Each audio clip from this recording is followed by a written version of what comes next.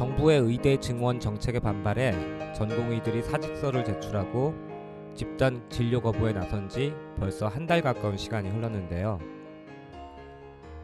의사들의 집단 행동에 따른 의료 공백이 이렇게 긴 시간 동안 이어지면서 환자 생명과 안전에도 빨간불이 켜진 상황입니다. 다들 아시다시피 의사들의 집단 행동이 장기화한 배경에는 의대 정원을 2,000명으로 확대하겠다는 정부 방침이 있습니다. 무엇보다 이번 사태는 국민의 건강과 생명을 돌보는 병원 현장의 파행으로 이어지고 있다는 점에서 전 국민적인 관심사가 되고 있죠. 하지만 아직까지 양측의 갈등은 가라앉을 기미조차 보이지 않고 있습니다. 특히 의사들은 수술실, 응급실, 중환자실, 분만실, 신생아실 등 환자 생명과 직결된 필수 진료과마저 진료를 거부하면서 수술, 처치, 입원, 검사가 제때 이루어지지 않고 있는 실정입니다. 이 때문에 치료의 골든타임을 놓치게 된 환자들의 생명도 크게 위협받고 있는데요. 앞서 정부가 발표한 필수 의료 정책 패키지는 공공의료를 확충하기 위한 대책은 대부분 부실하거나 모호한 내용들이 많아서 총선을 앞두고 지지율을 회복하기 위한 생색내기용이 아니냐는 그런 제기가 사실 의사단체뿐만 아니라 보건의료 전문가들에게서도 나오고 있다고 합니다. 하지만 의대 정원 확대 방침에 극렬하게 반발하면서 환자들 곁으로 돌아가지 않고 있는 의사들의 집단 행동이 국민들로부터 반감을 사고 있는 것도 부인할 수 없는 현실이죠. 이렇게 의사가 부족한 현실을 외면한 채 경쟁자 수를 줄이고 더 많은 수익을 얻기 위해 의사들이 집단 행동에 나선 거라면 누구의 지지도 얻지 못한 채 환자들에게만 피해를 주는 일이 될 것입니다. 그게 아니라 만약 고강도 장시간 노동이 문제의 근본 원인이라고 본다면 노동 조건 개선과 의료 인력 확충을 주장해야 이치에 맞는 거겠죠. 이런 측면에서 대학병원 전공의들의 의대 정원 확대 반대 요구를 과연 정당성 있는 이야기로 볼 수 있을까요? 고강도 장시간의 노동을 하는 전공의들이 더욱 질 좋은 의료 서비스를 환자들에게 제공하기 위해 요구해야 할 것은 노동 조건 개선과 의사와 간호 인력 확충이어야 합니다. 자신들이 겪는 고통을 후배들에게 이어지게 하지 않기 위해서라도 노동 조건 개선과 의사 인력 확충이 무엇보다 절실하니까요. 만약 이런 요구로 의사들이 병원 경영진과 정부를 상대로 싸운다면 아마 사회적인 지지를 얻을 수도 있을 겁니다. 그러나 장차 자신들이 개원할 때를 대비해서 잠재적인 경쟁자를 줄이고 더 많은 수익을 확보하기 위해서 의대 정원 확대를 반대하는 것이라면 당연히 국민들의 지지를 이끌어내기도 힘듭니다. 특히 이번 사태를 이끌고 있는 의협 같은 의사단체들은 그동안 비필수 인기 진료과의 무분별한 개원 때문에 필수 의료, 지역 의료가 붕괴되고 있다는 점부터 반성하는 것이 실은 올바른 자세 아닐까요? 의대 정원 확대 말고는 공공의료 확충을 위한 방안을 제시하지 않는 정부도 지탄의 대상에서 예외일 수 없습니다. 만약 정부가 의사 인력 부족으로 국민들이 겪는 고통을 해결하려고 했다면 적어도 이런 식으로 대책을 내놓진 않았겠죠. 필수 의료와 지방 의료를 살릴 수 있는 근본적인 처방은 외면한 채 의대 정원 확대가 능사가 될 수는 없는 노릇이니까요. 제대로 된 해법을 정부가 고민했다면 의대 정원 확대에는 응급, 소아과, 산부인과 등 의사 수 부족을 고질적으로 겪고 있는 진료과들과 코로나 시기 환자의 80%를 담당한 필수 공공병원인 지방의료원의 의사 부족을 해결할 수 있는 방안도 함께 제시했을 것입니다. 현재 의사들의 집단 진료 거부 사태를 메우고 있는 것도 전체 의료기관의 5.5%에 불과한 공공의료기관입니다. 공공의료의 중요성이 이번 의료 공백 사태를 비롯해서 코로나 감염병 등 재난 상황에서 매번 확인되고 있음에도 정부는 공공의료에 대한 투자를 늘려 공공병원의 신축, 증축이라든지 공공의대 설립을 통한 공공의료 인력 확충 같은 대책을 여전히 수립하지 않고 있습니다. 일하는 모든 사람, 노동자라면 누구나 파업을 비롯한 집단 행동을 할 수 있으며 이들의 행동은 지지받아 마땅합니다. 하지만 이번 의사들의 집단 행동은 앞서 말씀드렸듯이 그 정당성이 부족합니다. 말로는 주당 80시간이 넘는 살인적인 노동 강도를 말하고 있지만 정작 이를 해결하기 위한 인력 증원에는 반대하는 이율 배반적인 모습을 보이고 있을 뿐입니다. 지금 중요한 것은 무엇보다 국민의 건강과 안전이고 그를 지키기 위한 필수 공공의료의 강화입니다. 지금 벌어지고 있는 정부와 의사들의 갈등은 공공의료기관 확충과 의사의 공공적 양성과 배치라는 본질적인 해결책을 두고 일어난 문제가 아니라는 점에서 양쪽 모두 국민적 지지도, 사회적 정당성도 취약할 수밖에 없습니다. 정부와 의사들이 의료의 공공성 강화라는 공익적 목표를 맨 앞에 두고 이 사태를 풀어나갈 수 있기를 바랍니다. 88.7MHz 단원 FM 목요일 10시 방송 월담의 노동이 수다 오늘 방송은 좀처럼 해결 방안을 찾지 못하고 있는 의사들의 집단 진료 거부 사태에 대한 이야기로 시작해 보았습니다. 함께 들으실 오늘 첫 곡은 태연의 꿈입니다.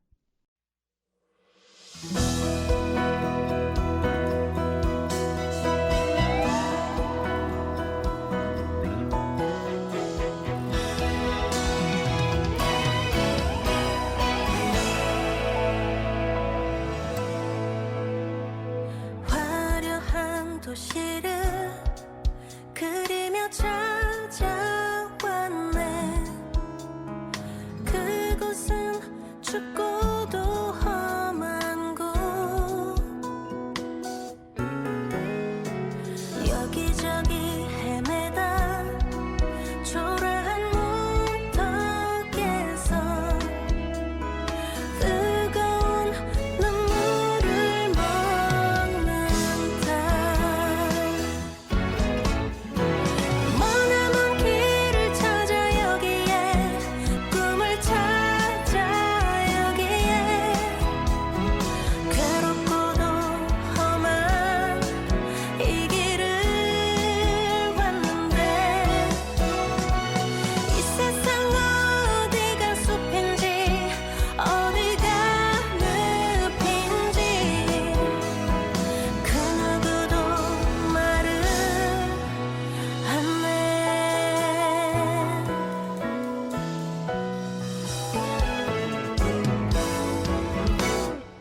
사람들은 저마다 고향을 찾아가네. 나는 지금 홀로 남아서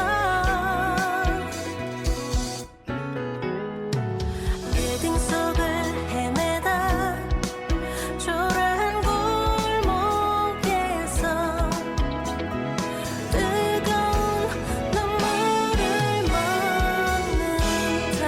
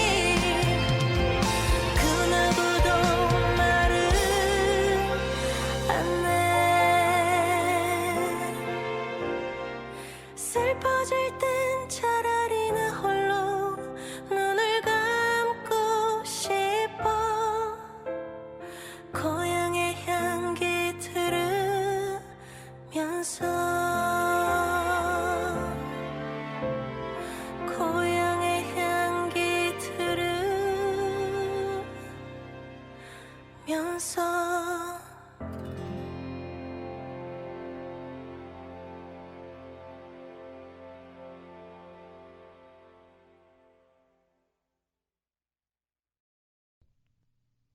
태연의 꿈 듣고 오셨고요. 월담의 노동이 수다. 오늘 방송은 항상 일하는 사람 누구나 누려야 할 권리에 대해서 속 시원히 이야기를 나누는 자리죠.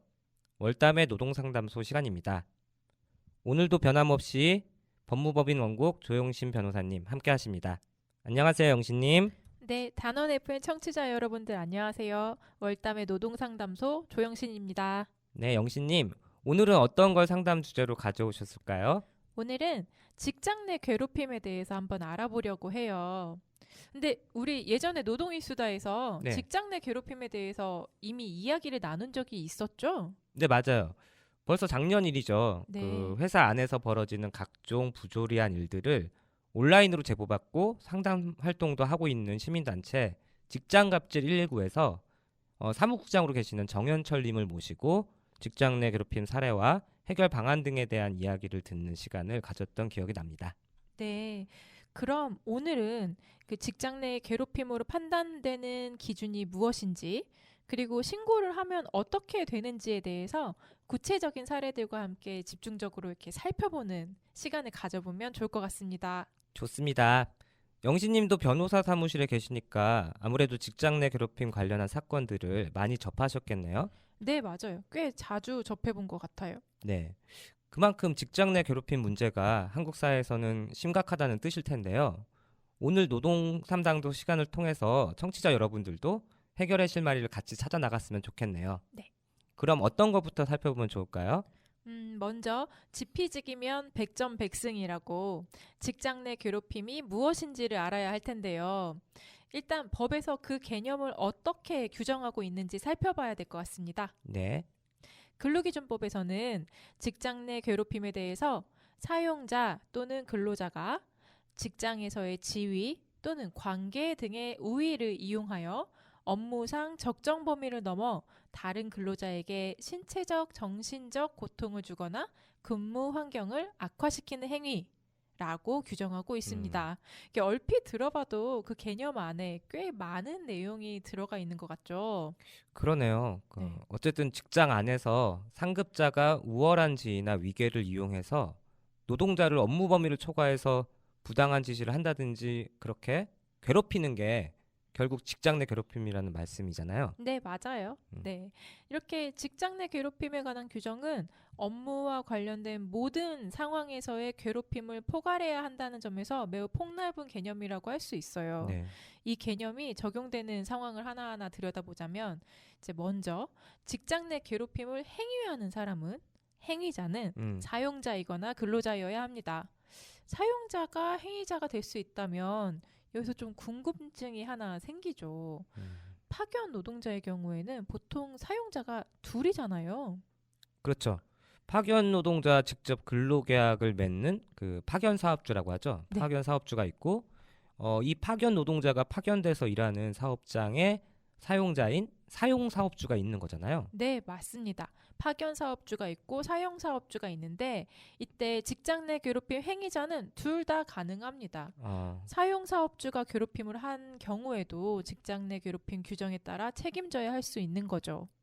그러니까 파견 근로의 경우엔 직장 내 괴롭힘이 보통 노동자가 파견돼서 근무하는 장소에서 발생하기 때문에 사용 사업주한테도 그 책임이 있다는 말씀이잖아요. 네, 맞아요.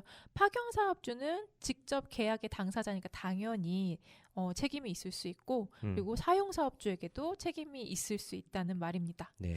그리고 이건 근로자의 경우도 마찬가지로 적용할 수 있어요. 사용 사업주 소속 노동자와 파견 노동자 사이에서 발생한 직장 내 괴롭힘 사안에서 사용 사업주가 사용자로서 근로기준법에 따른 조치 의무를 부담하라라고 판단한 사례가 있습니다. 네. 그러니까 즉 사용 사업주 소속의 노동자가 파견 노동자인 나에게 괴롭힘을 했다면 책임져야 할 수 있는 거죠. 아, 그렇군요. 네.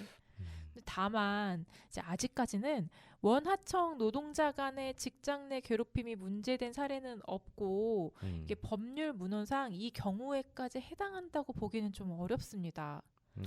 네, 이 사업장에서의 직장 내 괴롭힘 금절이라는 목적을 고려하면 이제 원청 사업주는 소속 노동자가 누구를 상대로 행위했는지를 불문하고 직장 내 괴롭힘을 못하도록 규정하는 게 바람직할 텐데 그렇죠. 뭐 아직까지 그런 규정을 두고 있는 사업장도 보지는 못했던 것 같습니다. 맞습니다. 영신님 말씀하신 것처럼 동일한 장소에서 근무하는 원하청 노동자들 사이에서도 직장 내 괴롭힘이 언제든지 발생할 수 있는 거잖아요. 그렇죠. 네, 그러니까 원하청 사용자 간에도 위계가 작동할 수 있고 당연히 원하청 노동자들 간에도 그럴 가능성이 다분하니까요. 맞아요, 맞아요. 어쨌든 회사 안에서 직위나 직급에 따른 위계도 당연히 있을 수 있지만 이렇게 파견 근로라든지 원하청 구조 같은 그 고용 관계에 따라서도 위계가 생길 수 있겠네요. 그렇죠. 예. 그래서 권력 관계가 생길 수 있는 모든 공간이나 상황에서 직장 내 괴롭힘이 일어날 수 있다는 점을 법을 만드는 사람도 그 법을 해석하고 적용하는 사람도 꼭 명심해야 할 것 같습니다. 그러게요. 말씀 듣고 보니 직장 내 괴롭힘 규정이 포괄적일 수밖에 없는 이유도 이제 어느 정도 이해가 가는 것 같아요. 네, 근데 용현님 말고 청취자 여러분들이 이해를 잘 하시는 게 중요할 텐데요. 그건 걱정 안 하셔도 됩니다. 왜요? 다시 듣기가 있거든요. 다시 듣게요? 네. 네. 혹시 라디오 들으시다가 잘 이해가 안 간다 싶으시면 그 저희 유튜브 단원 FM 채널에서 월담의 노동의 수다를 찾으세요. 한번 들어서 몰랐던 내용도 두 번, 세 번 반복해서 듣다 보면 분명 도움이 되실 겁니다. 네, 그러면은 단원 FM 채널을 이렇게 구독을 해놓으면 더 좋겠네요. 그럼요. 예. 네, 청취자 여러분께도 도움이 되고 저희 방송도 조회수 올라가서 도움이 되고. 맞아요. 사실 그런 의미에서 홍보 좀 해봤습니다. 네, 홍보 매우 중요하죠. 네. 아무튼 이렇게 그 직장 내 괴롭힘 행위자에 대해서 알아봤는데요. 네. 직장 내 괴롭힘 행위자를 법에서 어떻게 규정하고 있는지를 알아야 하는 이유가 있습니다. 네. 그 이유는 그 행위자가 한 행위만이 법에 따라서 조치될 수 있기 때문입니다. 네. 네. 직장 내 괴롭힘 행위자에 대해 첫 번째로 알아봤고요. 행위자를 알아봤으니까 이제 다음으로는 행위 장소에 대해서 알아봐야겠죠? 네, 법에서는 직장 내 괴롭힘 행위 장소에 대해서 따로 규정하고 있지는 않은데요. 그래서 행위 장소는 사업장 안에서 일어나거나 밖에서 일어나는지 그 여부와는 무관하다고 판단이 됩니다. 네. 뭐 예를 들어서 외근이 있거나 출장을 간 경우 사업장 안에 있는 건 아니잖아요. 그렇죠. 네. 그렇기 때문에 이렇게 업무 수행 과정의 장소, 회식이나 뭐 기업 행사 장소뿐만 아니라 사적 공간에서 발생한 경우라도 직장 내 괴롭힘으로 인정이 될 수 있습니다. 이게 물리적인 장소뿐만 아니라 사내 메신저나 뭐 SNS 등 그 온라인상에서 발생한 경우도 직장 내 괴롭힘으로 인정될 수 있습니다. 그럼 행위 장소에 대해서는 따로 제약이 없다고 보면 되겠네요. 네, 맞아요. 그런데 다만 네. 그 익명성이 보장되는 게시판이나 SNS 등의 뭐 특정 인물에 대한 폭언을 하는 행위는 그 행위자를 특정하기도 좀 어렵고 그리고 행위 요건을 갖췄다고 보기 어려운 점들이 있어서 직장 내 괴롭힘에 해당한다고 보기 좀 곤란할 수도 있어요. 그래서 이 부분만 좀 유의하면 될 것 같습니다. 네, 알겠습니다. 이제 다음으로 살펴봐야 될 건 뭐죠? 이제 가장 중요한 행위 요건에 대해서 알아봐야 할 것 같은데요. 네. 행위 요건은 크게 세 가지입니다. 일단 세 가지나 되는군요. 네. 네. 이 세 가지 요건을 모두 충족해야만 직장 내 괴롭힘으로 인정받을 수 있습니다. 그 되게 중요한 부분이고요. 첫 번째 행위 요건은 직장에서의 지위 또는 관계 등의 우위를 이용한 행위여야 한다는 점입니다. 이걸 우위성 요건이라고도 하는데요. 이 우위성이라고 하는 것은 피해 노동자가 저항 또는 거절하기 어려울 개연성이 높은 상태가 인정되어야 하고 행위자가 이런 상태를 이용해야만 인정될 수 있습니다. 우위성 요건이라고 하셨죠? 네. 매번 느끼는 거지만 이 법률 용어라는 게 역시 말이 좀 어려운 것 같아요. 예, 좀 어렵나요? 예. 그렇다면은 우위성과 관련해서 지위의 우위와 관계의 우위가 있는데 이 네. 둘의 내용을 살펴보면은 우위성이 뭔지 좀 개념이 잡힐 것 같은데요. 네. 네. 그럼 이 지위의 우위 그것부터 한번 설명을 부탁드려 볼게요. 네. 지위의 우위 같은 경우는 지휘 명령 관계에서 상위에 있는 경우를 말해요. 그러니까 회사 내 직위나 직급 체계상 상위에 있음을 이용하는 경우도 그렇고요. 네. 그런 점에서 사용자가 행위자라면 지위의 우위는 뭐 바로 인정될 수 있겠죠. 그렇겠네요. 네. 그러면 관계의 우위라는 건 또 뭐죠? 이제 관계의 우위 같은 경우는 사실상 우위를 점하고 있다고 판단되는 모든 관계들을 말하는데요. 이제 개인 대 집단의 상황이라거나 뭐 근속 연수나 뭐 전문 지식 등 업무 역량에서 차이가 나는 상황이라거나 네. 뭐 정규직 대 비정규직인 그런 상황처럼요. 그 행위자가 피해자와의 관계에서 관계의 우위가 있는지는 사업장 내의 통상적인 사회적 평가를 토대로 판단합니다. 이제 우위성 요건이 어떤 뜻인지는 대강 알 것 같아요. 네. 그런데 이 우위성 요건이 중요한 이유가 있어요. 그건 뭔가요? 그 직장에서의 지위나 관계 등의 우위를 이용하여 행위한 것이 아니라면 그렇다면 그러니까 우위성 요건이 충족되지 않는다면 직장 내 괴롭힘으로 인정되지 않기 때문이에요. 네. 그러니까 같은 직급이고 연차도 같고 업무 역량도 비슷하고 같은 정규직인 직원이 나를 좀 괴롭힌다고 예를 들어보죠. 네. 이런 경우에는 지위의 우위나 관계의 우위 모두 인정되기가 좀 어려워요. 그래서 결국은 직장 내 괴롭힘으로 인정받지 못할 가능성이 크겠죠. 그러니까 양자 간의 권력 관계가 없는, 그러니까 평등한 관계로 보여질 경우에는 직장 내 괴롭힘이 성립하지 않는다는 말씀이군요. 네, 그런 셈입니다. 네. 다음 두 번째 행위 요건은 업무상 적정 범위를 넘어야 한다는 점입니다. 일단 기본적으로 업무상 발생한 일이어야 해요. 그러니까 통상 업무 관련성이라고 말하는데요. 이게 무슨 말이냐면 네. 이제 괴롭힘 행위가 업무 관련성이 있는 상황에서 발생해야 한다는 거예요. 그러니까 개인적인 용무 중에 발생한 갈등 상황은 그것이 직장 내 구성원 간에 벌어진 일이라 해도 업무 수행에 편승해서 이뤄진 것이 아닌 한 직장 내 괴롭힘으로 보기 어렵습니다. 네.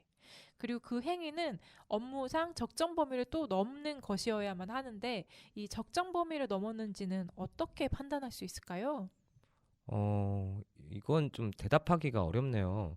업무상 적정 범위를 넘는다라고 하면 일단 직관적으로는 뭔가 상식에 반하는 그런 업무 지시라고 보면 될까요? 네, 제가 좀 대답하기 곤란한 어려운 질문을 드렸죠. 늘 그러시잖아요. 네, 근데 용현님이 대강 맞추셨어요. 원래 법이라는 건 이게 상식선에서 생각할 수 있는 내용들이기 때문에 네네. 이게 대부분은 다 맞추시더라고요. 네. 제가 뭐 기특한 건 아니군요. 네. 네. 일단 판례는 이제 그 행위가 사회 통념에 비춰볼 때 네. 업무상 필요성이 인정되지 않거나 혹은 업무상 필요성은 인정되더라도 그 행위 양태가 사회 통념에 비춰볼 때 상당하지 않다. 이렇게 인정되어야 한다고 판단하고 있어요. 예를 들어서 이제 예를 들고 있는 이 내용들은 다 이렇게 발생했었던 사례들이에요. 네. 네, 예를 들어서 계속 업무와 관련 없는 일을 시키는 거예요. 상사가 자꾸 집에 가서 뭘 가져오라고 한다든지 혹은 뭐 출근하는 길에 담배를 사오라고 시킨다든지 뭐 이런 식으로 좀 업무상 필요성이 없는 행위를 하면은 이건 적정 범위를 넘었다고 판단할 수 있겠죠. 네. 그리고 또 뭐 업무 지시나 업무 명령을 한 건 맞는데 그 양태가 폭행이나 뭐 과도한 폭언을 수반하는 식으로 그렇게 사회 통념상 상당성을 결여했다면 직장 내 괴롭힘이 될 수 있습니다. 역시 사회 통념상 이건 좀 업무랑 관련 없는 일을 시키는 거 아닌가? 이런 생각이 누가 봐도 들었을 때는 확실히 직장 내 괴롭힘 소지가 있는 거겠네요. 네, 맞아요. 네. 그러니까 결국 업무상 지시, 주의나 명령에 불만을 느끼는 경우라고 해서 이제 모두 직장 내 괴롭힘이 될 수는 없다는 점을 유의해야 합니다. 네, 사회 통념상 업무상 필요성이 있고 적정하다고 인정되면 그로 인해서 내가 좀 고통을 입었다 해도 그것은 직장 내 괴롭힘으로 인정되기 어렵거든요. 그러니까 단순히 직장 상사가 내 마음에 안 드니까 그 사람이 시키는 일도 마음에 안 들고 이런 식으로 직장 내 괴롭힘이라고 단정 지으면 안 된다는 거잖아요. 그렇죠. 예. 이제 한번 구체적으로 사례를 한번 들어볼까요? 네네. 네. 언젠가부터 업무용 카톡 단체 채팅방이 울리지 않는 거예요. 음. 그 업무와 관련한 내용들을 이렇게 같이 공유하던 채팅방인데 네. 그 예전에는 대부분 그 채팅방에서 이야기를 나눴던 것 같은데 근데 나만 빼고 다른 사람들은 모두 공유하고 있는 내용이 많아지는 것 같다는 느낌이 지금 든단 말이죠. 쎄한데요. 네네. 어느 날은 회사에서 단체 회식을 하는데 나만 몰랐어요. 헐. 아무도 이야기를 안 해줬거든요. 이런 식으로 계속 뭔가 이렇게 배제가 되는 거예요. 이건 업무상 적정한 행위일까요? 일단 굉장히 기분 나쁜 상황인 건 맞는 것 같은데 네네. 근데 그게 업무랑 상관 있는지부터 따져봐야 하지 않나요? 네, 맞아요. 네. 이것도 결국 업무 수행 과정과 맞닿아 있다면 그러면 이제 직장 내 괴롭힘에 해당한다 볼 수 있어요. 네. 그러니까 집단 따돌림, 업무 수행 과정에서의 의도적인 무시나 배제, 뭐 이런 행위는 사회 통념상 상당하지 않은 행위로서 업무상 적정 범위를 넘어선 행위로 인정될 여지가 높습니다. 역시 그렇군요. 그럼 이제 두 번째 또 사례를 들어볼게요. 네네. 업무가 너무 많아요. 요즘에 계속 업무 지시가 내려오는데 분명히 그 보고서를 쓰려면 최소 2주는 걸릴 것 같은데 3일 안에 막 써오라고 지시를 하는 거예요. 근데 주위를 이렇게 딱 둘러보니까 회사가 막 그렇게 바쁜 것 같지도 않아요. 그리고 지시를 내린 상사도 뭐 그리고 다른 동료들도 야근을 안 해요. 근데 나만 계속 야근하고 심지어 주말에도 나와서 일을 해야 되는 상황이에요. 이건 업무상 적정한 행위일까요? 이거는 뭐 확실하죠. 나한테만 지금 일이 몰리게 된 거잖아요. 그것도 직장 상사의 지시로 이렇게 된 거니까 이건 분명히 직장 내 괴롭힘인 것 같은데요. 네, 문제가 좀 쉽나요? 매번 이런 문제만 출제해 주시기 바랍니다. 네. 네, 일단 이제 업무를 과도하게 부여했다는 것만으로는 업무상 적정 범위를 넘었다고 볼 수는 없어요. 그러니까 회사가 매우 바쁜 상황이라면, 급박하게 돌아가고 있는 상황이라면 일시적으로 업무가 과도하게 부여될 수 있으니까요. 그거는 이제 사회 통념상 인정이 될 수 있는 내용이잖아요. 적정한 상황이라고 보는 거죠. 네. 그런데 업무상 불가피한 사정이 없음에도 불구하고 그리고 해당 업무에 대해서 물리적으로 필요한 최소한의 시간마저도 허락하지 않으면서 그렇게 계속 업무 지시를 한다?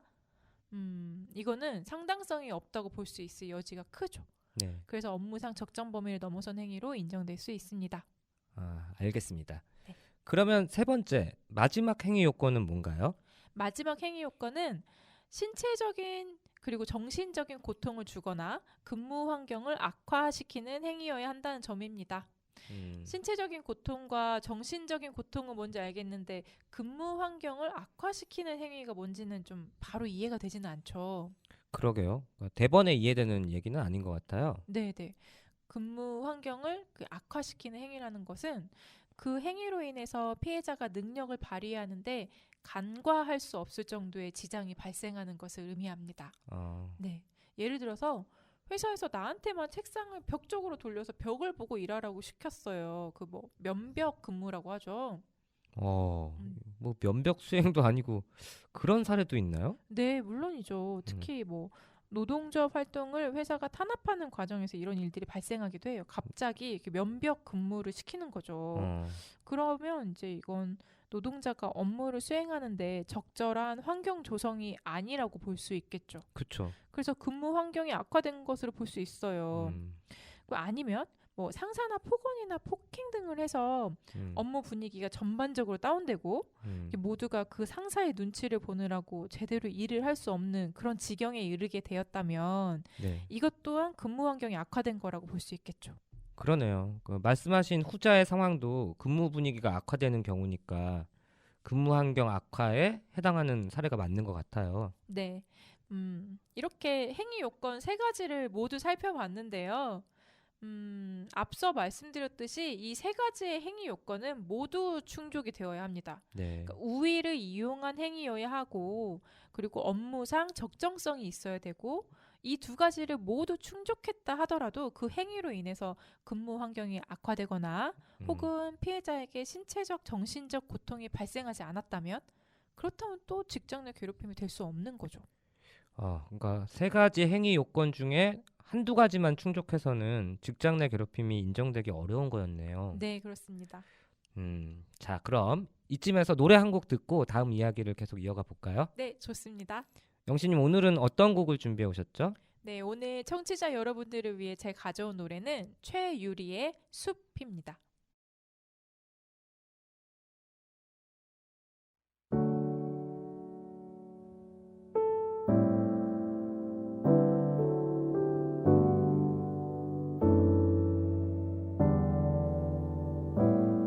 난 저기 숲이 돼볼게. 너는 자그맣기만 한 언덕 위를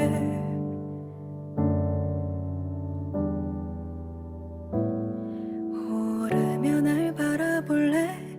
나의 작은 마음 한 구석이어도 돼.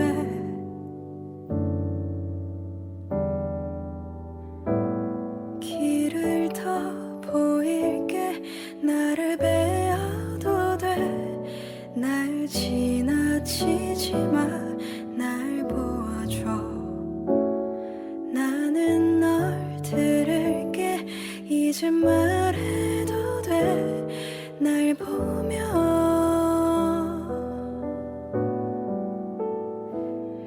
아, 숲이 아닌 바다이던가. 옆엔 높은 나무가 있길래 하나라도 분명히 하고파. 난 이제 모래 가라앉으려나.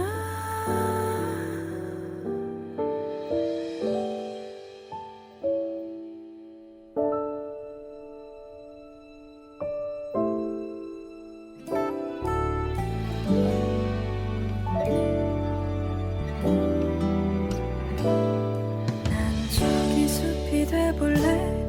나의 옷이 다 눈물에 젖는데도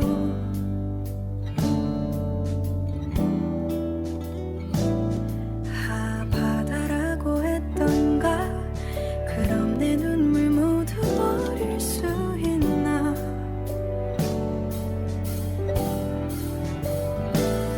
길을 더 보일게. 나를 베어도 돼. 날 밀어내지 마. 나를 내게 둬. 나는 내가 보여. 난 항상 나를 봐. 내가 느리래.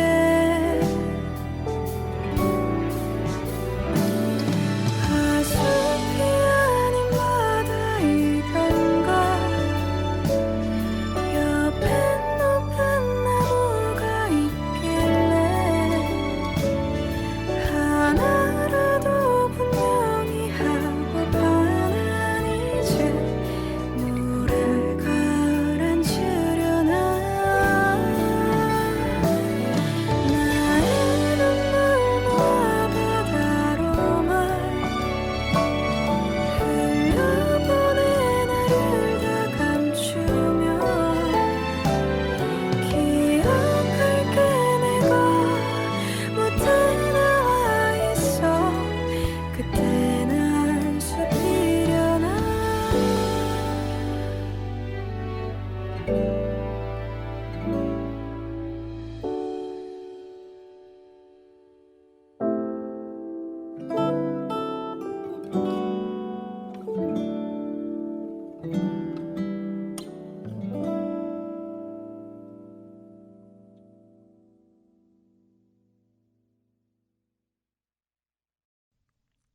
법무법인 원국 조영신 변호사님과 함께하는 월담의 노동상담소. 오늘 이 시간에는 직장 내 괴롭힘에 대해 알아보고 있는데요.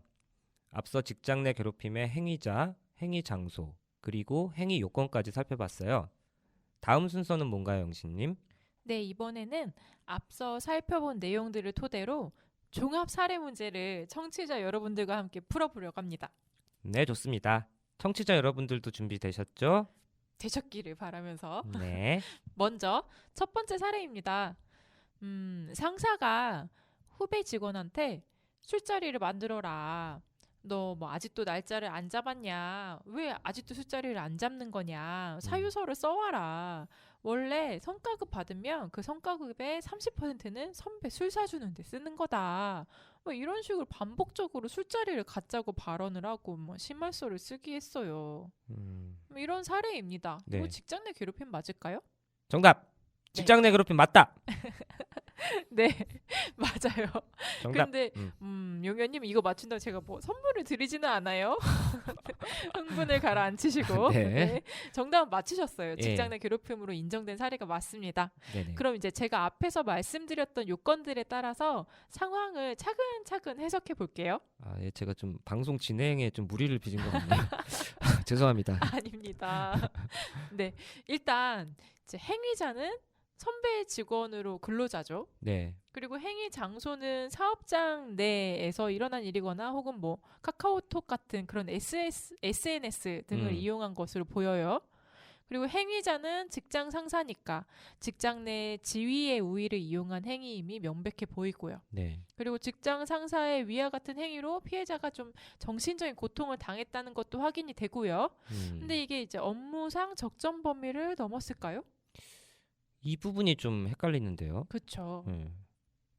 그래도 차근차근 보면 됩니다. 네. 이제 상식적으로 판단하면 되는 문제니까요. 일단 술자리를 마련하려고 강요하고 불응하면은 심할서를 쓰게 했다는 건데 네. 이제 후배가 성과급을 받았다고 선배한테 술 사야 한다는 건 이건 뭐 업무 관련성이 전혀 없어 보이죠?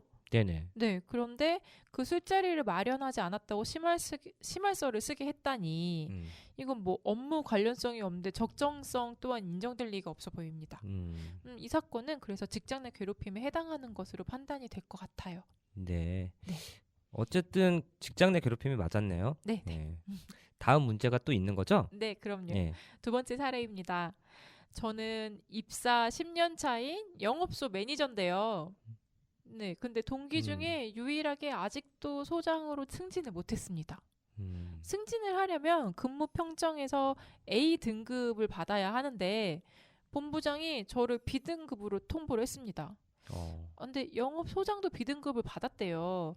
그런 거 보면은 영업소 실적이 뭐 다른 지점에 비해서 떨어지는 것 같기는 해요. 근데 여튼 뭐 나는 어쨌든 입사 10년 차고 다른 동기들은 이미 다 소장이 되었을 정도인데 계속 저만 B등급이 나오니까 이거 제 생각에는 이제 본부장이 저의 승진을 고의적으로 막는 게 아닐까 싶어서 요즘 너무 정신적으로 괴롭습니다. 네. 이번에도 뭐 네. 각 요건에 따라서 이 사례를 한번 해석해 볼게요. 네. 일단 행위자는 본부장이에요. 지금 계속 B등급을 주고 있다는 것을 직장 내 괴롭힘으로 생각하고 있는 상황이니까요. 네. 행위자는 본부장이고 피해자는 영업소 매니저고 행위 장소는 사업장 내인 것 같네요. 그렇죠. 그리고 본부장한테는 근무 평정 권한이 있으니까 지위의 우위를 이용한 게 맞는 것 같고 피해자는 정신적인 고통을 당했다는 것도 확인이 되고요. 네. 결국 그 처음 봤던 사례처럼 이게 업무상 적정성이 있는지 여부가 관건인 사례입니다. 용현님이 보시기엔 어떠세요? 글쎄요. 네. 이번 사례는 딱히 업무상 적정성을 넘어섰다고 볼 만한 내용은 제가 보기엔 없어 보이거든요. 그래요? 네. 네. 아까 영업소 소장님도 그 사연 주신 분이랑 똑같이 B등급 받았다고 했잖아요. 네, 네. 영업소 실적도 자기가 봐도 다른 지점에 비해서 좀 떨어지는 것 같다. 이런 진술도 있었고요. 이런 걸 보면 좀 직장 내 괴롭힘인지가 애매한데요. 네.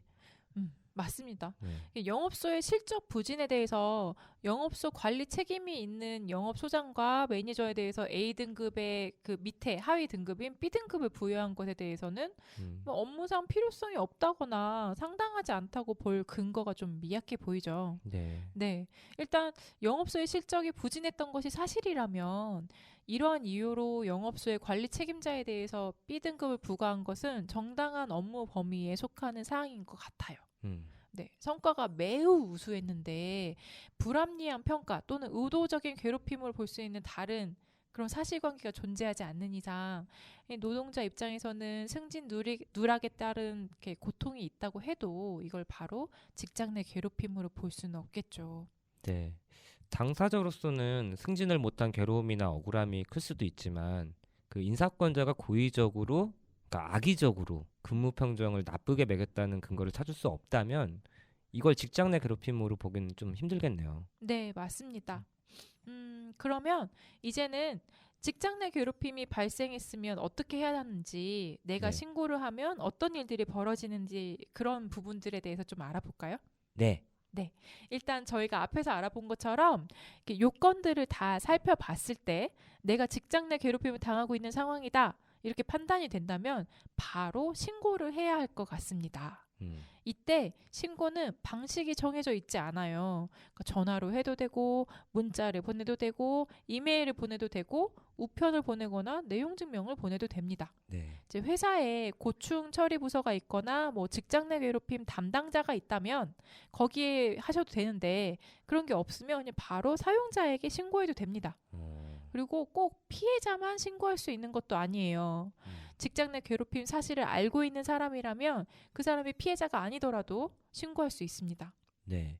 직장 내 괴롭힘은 그 사실을 인지한 제3자라고 하여도 신고가 가능하다는 점. 이것도 꼭 기억해야 되겠네요. 네. 자, 이제 신고를 했어요. 그럼 어떤 일이 벌어질까요? 어, 이거 정확하게 말씀드리긴 좀 힘든데 네. 그래도 일단 신고를 하고 나면 직장 내 괴롭힘 피해자가 뭐 추가 피해를 당하지 않도록 뭔가 임시 조치 같은 걸 진행해야 되지 않나요? 네, 맞습니다.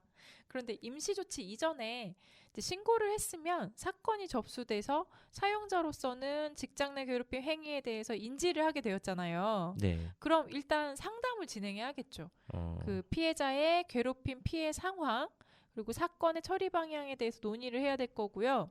그리고 이 상담 과정은 모두 비밀 보장을 요구할 수 있어요. 네. 그리고 피해자가 이제 공적인 사건으로의 진전을 원하지 않는다면 그런 의견을 표명할 수도 있고요. 네. 네.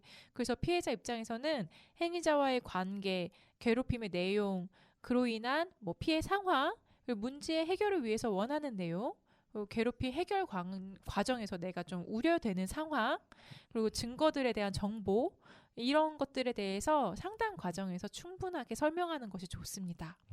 용현님이 말해주신 임시 조치 같은 것도 피해자가 원하는 바를 분명하게 말하는 게 좋아요. 일단 신고된 사건에 대한 피해 당사자의 구체적인 진술을 듣는 절차가 선행되는 거였군요. 그러면 그 다음에는 어떻게 되나요?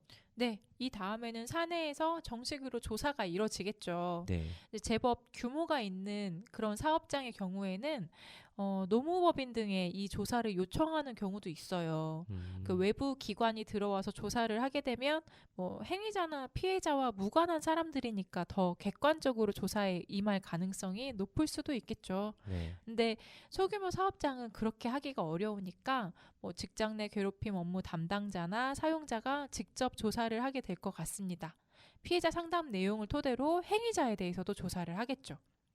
접수된 사건에 대한 조사가 그 다음으로 진행되는 절차라는 말씀이군요. 네, 그렇습니다. 그래서 이 조사가 끝나고 직장 내 괴롭힘이 존재했다라고 판단이 되면 행위자에 대해서 징계 등 뭐 필요한 조치를 할 겁니다. 그 뒤로 뭐 결과 보고서 이런 내용의 그런 이름들의 그 문건이 만들어질 테고 이걸 피해자와 행위자 모두에게 보여줄 겁니다. 따로 문건을 만들지 않는 경우라도 조사의 결과를 알려주기는 할 거예요. 그렇게 피해자가 뭐 괴롭힘 행위의 공개 또는 행위자에 대한 조치를 원하지 않고 행위자와의 분리만을 요청하는 경우에는 뭐 그렇게 처리가 될 수도 있는데 그리고 또 뭐 정식적인 사과 뭐 이런 적극적인 조치를 원하는 경우에는 그 이행을 위한 자리도 마련이 될 것 같고요. 그러면 이걸로 이제 직장 내 괴롭힘 사건에 대한 조치가 모두 끝나는 건가요? 아니요. 이걸로 끝은 아닙니다. 그러니까 신고자 혹은 피해자에 대한 불이익 처우가 금지되어 있거든요. 법에서는. 네네. 네, 그런 만큼 신고건에 대한 처리 이후에 회사의 태도를 좀 잘 봐둬야 할 필요가 있어요. 네. 이렇게 뻔히 일 잘하는 그런 부장을 직장 내 괴롭힘을 신고해서 저 멀리 지방으로 전보를 보내다니 이제 막 들어온 신입 주제에 뭐 이러면서 회사가 오히려 피해자에 대해서 징계를 하는 경우도 있어요. 진짜로. 네. 네, 제가 했던 사건에서는 오히려 피해자를 지방으로 전보를 보낸 경우도 있었습니다. 네, 이런 것들은 모두 직장 내 괴롭힘 피해자에 대한 불이익 처우로 인정될 여지가 있어요. 그렇군요. 네, 불이익 처우를 하는 경우에는 3년 이하의 징역 또는 뭐 3천만 원 이하의 벌금에 처해지게 되니까요. 그러니까 사건에 대한 처리가 끝난 이후에도 회사의 태도를 잘 지켜봐야 될 것 같습니다. 네, 정말 그럴 수도 있겠네요. 직장 내 괴롭힘을 당한 피해자가 오히려 괘씸죄로 부당한 처우를 받는 경우도 있을 수 있다는 점. 네. 그리고 이렇게 직장 내 괴롭힘 피해자에 대한 불이익 처우가 생기면 법에 의해 처벌받게 된다는 사실도 꼭 기억하셔야겠습니다. 네. 여기까지 직장 내 괴롭힘이 인정되기 위한 요건, 그리고 직장 내 괴롭힘 신고 이후의 과정에 대해 살펴봤는데요. 네. 근데 많은 분들이 직장 내 괴롭힘 행위자도 뭐 근로기준법 등에 이렇게 의해서 처벌을 받는지 그 여부를 좀 궁금해 하시더라고요. 처벌받는 게 아니었나요? 괴롭힘 행위가 뭐 폭행이거나 뭐 음. 성폭력이거나 뭐 명예훼손이거나 뭐 이렇게 형법에서 규정하고 있는 범죄의 양상을 띠고 있다면 네. 형법에 의해서 처벌받을 수 있겠죠. 그런데 그런 게 아니라면 따로 행위자가 뭐 근로기준법에 의해서 처벌을 받는 건 아닙니다. 근로기준법에는 행위자를 처벌하는 규정이 없어요. 그러니까 신고를 받고도 조사를 하지 않거나 뭐 필요한 조치를 하지 않는 경우에 그 사용자, 그러니까 네. 회사에 과태료가 부과될 수는 있어요. 그리고 불이익 처우를 한 경우에는 사용자가 형사처벌될 수도 있어요. 그런데 행위자를, 그러니까 직장 내 괴롭힘을 한 사람을 처벌하는 규정은 없어요. 따로 행위자에 대한 처벌 규정이 없다는 게 이게 좀 저는 이해가 안 가는데요. 이건 왜 그럴까요? 그러니까 일단 직장 내 괴롭힘 규정은 사내에서 자치적으로 해결할 것이 요구돼요. 그러니까 근로기준법은 사용자가 최소한 해야 하는 조치를 하지 않을 때에만 간섭을 할 뿐이에요. 그러니까 내부적으로 자치적으로 해결하는 것이 원칙인 거죠. 네. 그러니까 회사 내에서 징계 규정에 따라서 괴롭힘 행위자에 대해서 정직이나 감봉, 뭐 전보나 해고 이런 징계 조치를 취하도록 하는 거, 그게 법에서 규정하고 있는 전부입니다. 네. 근데 물론 직장 내 괴롭힘 행위자라는 것이 객관적으로 인정되면 행위자에 대해서는 민사 손해배상을 청구할 수는 있습니다. 그 괴롭힘 행위로 인해서 받은 손해를 배상하라는 거죠. 그러면 행위자가 징계를 받았어도 손해배상 청구를 할 수 있는 건가요? 네네, 할 수 있습니다. 행위자가 징계를 받았다는 것은 그 사람이 직장 내 괴롭힘을 했다는 강력한 증거가 되기 때문에 손해배상 청구를 하기에도 유리합니다. 네. 네, 징계는 징계고 직장 내 괴롭힘으로 인해서 내가 받은 그 정신적 손해는 따로죠. 그러니까 민사소송도 가능해요. 적극적으로 대응하시면 좋겠습니다. 네. 지금까지 직장 내 괴롭힘에 대한 A부터 Z까지 많은 이야기들을 해주셨는데요. 네, 오늘 이야기는 여기가 끝이죠? 네, 맞습니다. 네, 영신님 오늘도 알찬 이야기를 잘 전해주셔서 감사합니다. 그러면 마지막으로 또 준비해주신 노래가 있는데요. 네. 마지막 곡은 뭐죠? 네, 사이먼 도미닉이 부르는 노래고요. 제목은 에헤이입니다. 에헤이.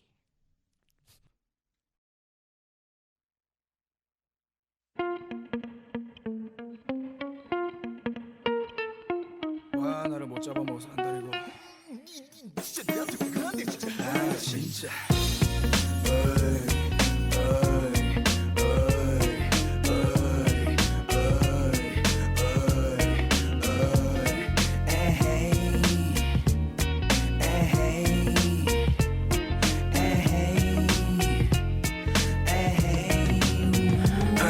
내는 막 천사도 아니고 악마도 아니야 내 돈이랑 똑같은 인간으로 다녀 삶이라는 이 영화에 내는 그냥 다녀 말 그대로 내가 할 수 있는 건 딱 한 가지야 그저 살아가는 것 나쁨만 안 가져 그래가 지금 내가 서 있는 땅을 분양받았다 이가 중간만 가도 사는 데 다릅다고 내는 역전을 꿈꾸는 그들과는 달라 빨간 컵꽃이 금은 내 달력 봐라 생일 같은 거 안 챙겨도 no problem이야 내 많은 자전거다 네 외제차 옆에다 대놔도 패배관 그딴 거 모른다 난 없겠다 그러니까 잘 살아가는 내를 가만 놔둬 내 한 달에 신경 끄고 네 뒤나봐라 좀 니네 나한테 말하지 그건 너답지 않아 그럼 도대체 내다운 게 뭔데 난 너무 위험한 걸 내 입에는 금을 칠하고 언제나 난 keeping it low 난 이룰 게 없는 걸 난 오늘도 숨을 아끼고 언제나 난 ready to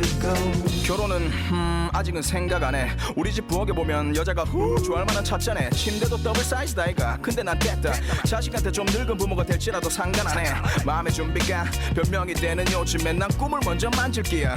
오래 믿으면 좀 나면 어떤 너 이것도 좋아하는 사람이 있을 기라. 지금 내 사랑의 휴양전에 비수기다. 연애를 하든 뭐라든 차가운 시선 따위는 됐습니다. 좋은 죽은 안 해줄 거면 저리 가있어 알겠습니까? 내는 잘난 놈들 사이에서 그냥 잘된 놈이 될 끼고 내가 가진 자식아 많아는 절대 안 뺏기고 살아갈기야. 한치 앞도 모르겠는 세월의 변함에 내는 한 발짝 물러서가 천천히 지켜보는 게 편하대. 새빠지게 살아가는데 내는 맛 스스럼 없다. 어리가 떨 때부터 난 거칠게 으르렁 컸다. 난 너무 위험한 걸. 내 입에는 금을 칠하고 언제나 난 keeping it low. 난 이를 게 없는 걸. 난 오늘도 숨을 아끼고 언제나 난 ready to go. 이따위가 내 이따위가 마 이따위가 낭만이 이따위가 사랑이 이따위가 내 이따위가 마 올기다위가 해뜰날 기다위가 어쨌든 간에 이따위가 내 이따위가 마 이따위가 강약이 이따위가 한방이 이따위가 내 이따위가 마 올기다위가 해뜰날 기다위가 어쨌든 간에. Oh yeah, look at you. 이제 나보다 더 컸다고 하지만 빨리 오르면 더 빨리 떨어져. Yeah, so what? Look at me. 나는 이걸로도 충분해. 너라고 마지막까지 웃을 수 있을까? Oh, 난 너무 위험한 걸. 내 입에는 금을 칠하고 언제나 난 keeping it low. 난 이를 게 없는 걸. 난 오늘도 숨을 아끼고 언제나 난 ready to go. 이따위가 내 이따위가 마 이따위가 낭만이 이따위가 사랑이 이따위가 내 이따위가 마 올기다위가 해뜰날 기다위가 어쨌든 간에 이따위가 내 이따위가 마 이따위가 강약이 이따위가 한방이 이따위가 내 이따위가 마 올기다위가 해뜰날 기다위가 어쨌든 간에. 월담의 노동이 수다 오늘 방송에서는 직장 내 괴롭힘에 대해서 노동상담소 시간을 통해서 요모조모 알아봤는데요. 앞서 의사들의 집단 진료 거부 사태에 대해서도 간단히 짚어보는 시간도 가졌잖아요.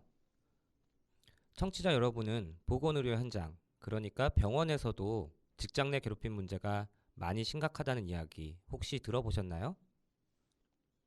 특히 선후배 간호사들 사이에서는 태움이라고 하는 유형의 직장 내 괴롭힘이 근절되지 않고 아직도 남아있다고 하죠. 여기서 태움은 병원에서 선배들이 신규 간호사를 가르치거나 길들이는 방식 중 하나로 영혼이 재가 되도록 태운다는 뜻으로 사용되는 용어라고 하는데요. 주로 교육과 업무 인수인계 과정에서 태움이 발생한다고 합니다. 당연히 저연차 간호사일수록 이 태움으로 인한 스트레스와 트라우마가 커질 수밖에 없겠죠. 그러면 태움 같은 병원 내 괴롭힘 문화는 어떤 이유에서 사라지지 않고 있는 걸까요? 최근 몇 년간 보건의료 종사자를 대상으로 이뤄졌던 여러 설문조사 결과를 종합해보면 대부분 과도한 업무량 또는 과도한 업무 밖 일 수행 그리고 권한 책임 밖 업무 수행 요인 등이 직장 내 괴롭힘 경험 비율과 관련성이 높은 것으로 나타났습니다. 결국 병원에서 일하는 노동자들 중 특히 낮은 지위에 있는 노동자들이 조직 내 민주적인 의사결정에서 배제되거나 무시당하기 일쑤였다는 점, 그리고 과도한 업무량의 문제는 곧 고질적인 인력 부족 현상과 맞닿아 있다는 점을 알 수 있죠. 따라서 인력 확충과 업무 부담 완화 등을 통해서 병원 현장의 인력난 문제를 해소하는 것이 무엇보다 중요하다는 사실을 여기서 주목해서 봐야 할 것 같습니다. 지난해 보건의료 노조가 전국 200개 의료기관에서 일하는 보건의료 노동자 4만 8천 명을 대상으로 조사한 결과에 따르면요. 보건의료 노동자 70.4%가 스스로 육체적 소진 상태라고 느꼈고 64.4%는 정신적으로 지쳐 있다고 답한 것으로 나타났습니다. 국민의 생명과 건강을 돌보는 보건의료 현장이 만성적인 인력 부족과 그로 인한 극심한 번아웃, 줄을 잇는 사직으로 악순환을 거듭하면서 그 피해는 당사자인 보건의료 노동자들만이 아니라 환자에게까지도 미치고 있습니다. 더 중요한 문제는 이 같은 상황은 비단 의사나 간호사들만이 겪고 있는 일부의 문제가 아니라는 사실입니다. 병원 식당이나 청소노동자, 시설관리 노동자 등 병원에서 일하는 모든 사람들이 공공성이 아닌 경쟁과 효율이라는 질서에 갇혀 더 많은 이윤을 위해 더 낮은 임금 혹은 더 적은 인력으로 장시간 일하는 게 관행처럼 굳어져 왔다는 점을 더 이상 묵과해서는 안 될 것입니다. 월담의 노동이수다 오늘 방송은 여기서 마치겠습니다. 저는 39회 방송으로 다시 돌아오겠습니다. 마지막으로 띄워드릴 노래는 가수 오태호의 우리 모두에게 행운이 함께하기를입니다. 오늘 하루도 건강하게 보내십시오.